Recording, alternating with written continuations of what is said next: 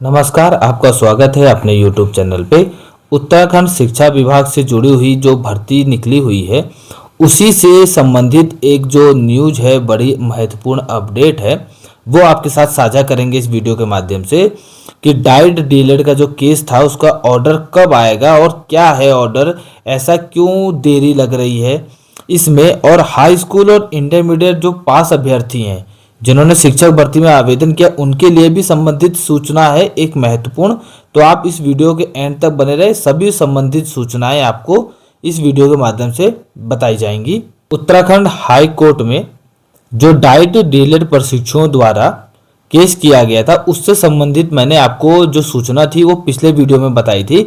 ये नई अपडेट जो ये निकल के आई है कि जो केस की सुनवाई हुई थी आपने पूर्व की वीडियो में सुना होगा, और जो उस केस से संबंधित ऑर्डर है उसके बारे में चर्चा करेंगे। तो आप ये देख सकते हैं कि 24 नवंबर को केस दर्ज किया गया था और इसकी जो अब नेक्स्ट हेयरिंग डेट है वो 28 नवंबर 2025 है।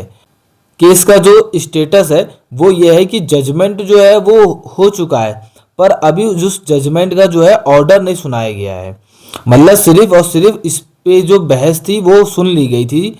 जज साहब जो थे मनोज कुमार तिवारी की तरफ से ऑर्डर जो देना था उस ऑर्डर के लिए ये 28 नवंबर 2025 की नेक्स्ट हेयरिंग डेट जो है वो दी गई है।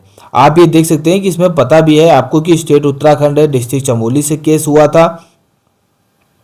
और इसमें मैंने आपको पिटिशनर और एडवोकेट भी बताए थे कि पंकज नौटियाल हैं और जो एडवोकेट है वो चंद्रशेखर दलाकोटी हैं, और अन्य जो पिटिशनर है वो लोग की भी मैंने इसमें आपको बता दिया था।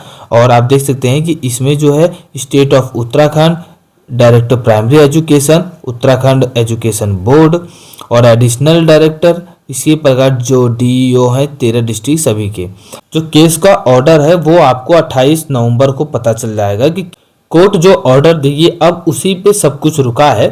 अगर कोर्ट के ऑर्डर में एक पक्ष की तरफ आता है कि डाइट डीलर के लिए ये आवेदन की तिथि बढ़ा दी जाएगी तो 15 दिन आप मान के चलो बढ़ जाएगी, और अगर उनके पक्ष में नहीं आता है तो ये मान के चलो कि उन्हें शामिल नहीं किया जाएगा। लेकिन केस का आप जो है आपने सुनवाई सुनी होगी, मैंने इसके लिए वीडियो बनाई थी। उस सुनवाई के हिसाब से ये लग रहा है कि 95% है, 95% जो है इनको भर्ती में शामिल नहीं ही किया जाएगा। 5% चांस यही है कि शामिल करने का मौका दिया जा सकता है। पर जैसा सुनवाई में सुना गया था उसके आधार पे बताया जा रहा है, कोई ऐसा नहीं है कि मैं ये डाइट डीलर जो है उसके विपक्ष में हूँ या पक्ष में हूँ, ऐसा नहीं है। ये जो आपने खुद भी सुना तो आप उससे कंक्लूजन निकाल सकते हैं। बाकी जो अपडेट है वो 28 नवंबर 2025 यानी 28 तारीख को आपको पूरा क्लियर हो जाएगा कि हाँ आवेदन तिथियां बढ़ेंगी, इन्हें मौका मिलेगा कि नहीं, और नहीं मौका मिलेगा तो इनको आवेदन करने की अब तिथि जो है वो बढ़ेगी नहीं। ऐसा जो है ऑर्डर में आपको पढ़ के बता दिया जाएगा, और इस अपडेट के लिए आप हमारे चैनल से बने रहेंगे। और साथ ही साथ जो हाई स्कूल और इंटर पास अभ्यर्थी हैं उनके लिए भी सूचना है। तो प्राइमरी शिक्षक भर्ती में सरकार से जवाब तलब, तो आप देखिए कि ये जो है खबर नैनीताल से निकल के आई है। कोर्ट ने प्रदेश में चल रही प्राइमरी शिक्षक भर्ती के लिए राज्य सरकार की ओर से तय की गई शर्तों को चुनौती देती याचिका पर बुधवार को सुनवाई की। वरिष्ठ न्यायाधीश न्यायमूर्ति मनोज कुमार तिवारी की एकल पीठ ने राज्य सरकार से इस पर 3 सप्ताह में जवाब देने के लिए कहा है। अगली सुनवाई जो है वो 3 सप्ताह बाद होगी। इस केस में अभी जो है क्या सुनवाई हुई है इसके बारे में देख लेते हैं कि एक अभ्यर्थी भूपेंद्र सिंह है, उन्होंने याचिका दायर की है कि राज्य में प्रारंभिक शिक्षकों की भर्ती चल रही है। राज्य सरकार ने इसमें यह भी शर्त रखी है कि जिस अभ्यर्थी की हाई स्कूल व इंटर की शिक्षा प्रदेश से बाहर हुई है वह इसमें शामिल नहीं हो सकता है। ऐसा होने पर उसका आवेदन निरस्त कर दिया जाएगा। याचिकाकर्ता ने कहा है कि इसी आधार पर उनका आवेदन भी निरस्त कर दिया गया। उनकी हाई स्कूल एवं इंटर की शिक्षा बाहरी राज्य से हुई है। याचिका में कहा गया कि यह संविधान के विपरीत है। इस मामले में कानून बनाने का अधिकार केंद्र सरकार का है, ना कि राज्य सरकार को।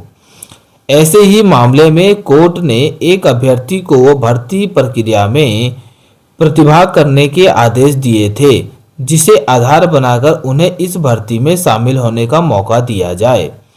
वे इस भर्ती में शामिल होने की सभी योग्यताएं पूर्ण करते हैं।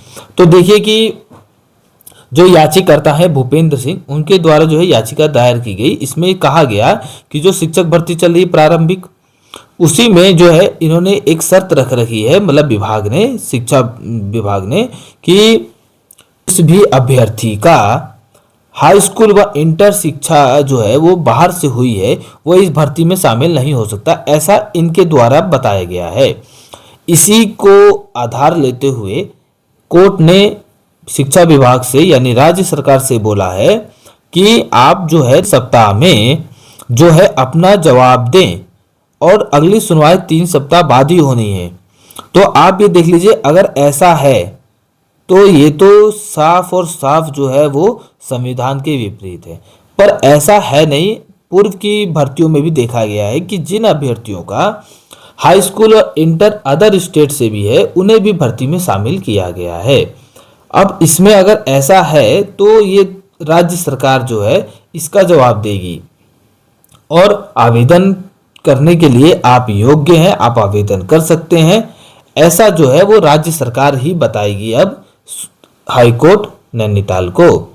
इससे पता चलेगा कि याचिकाकर्ता की जो याचिका है उसकी क्या बात है और उसमें क्या जवाब निकल कर आता है, क्या ऑर्डर आता है कोर्ट की तरफ से। फिलहाल अभी तक आपने जो भी भर्ती देखी हैं उनमें ऐसा कहीं देखने को नहीं मिला होगा, पर फिर भी किसी के साथ मिला है तो उनकी याचिका है, इस याचिका पर नज़र बनाए रखेंगे।